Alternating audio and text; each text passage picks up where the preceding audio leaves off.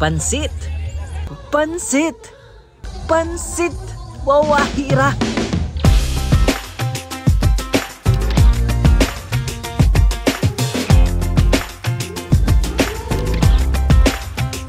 Sinong hindi mapapakain ng pansit pag ganito kasarap ang mga sahog nito? Ito ang first ever Regional Pansit Festival ng Cagayan Valley Region at ang unang mag-host nito, ang probinsya ng Isabela na kilala sa Pansit Kabagan. Parte na ng buhay ng mga Pinoy ang pansit simula nung dumayo ang mga Chinese sa ating bansa bilang ito ay isa sa kanilang malaking impluwensya. Kinagisnan na rin ito ng mga naunang henerasyon at hanggang ngayon, patuloy pa din ang inobasyon at napakaraming bersyon ng pansit na kinagigiliwan nating lahat. Dito sa baluarte ng mga Ibanag, kilala sila sa Pansit Kabagan.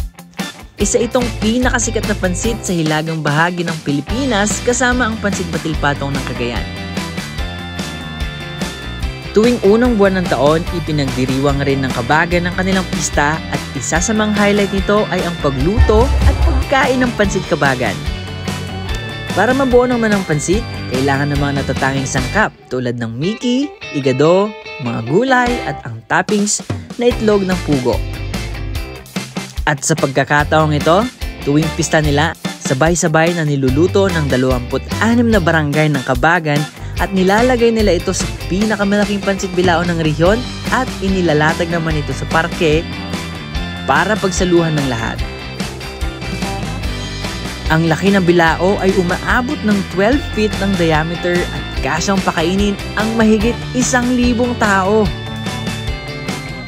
Nasisingo, iyan ang Ibanag ng masarap. Isang tradisyong pagkain na hindi dapat palampasin kapag nagawi kang norte. Basta pansit, Kabagan labit!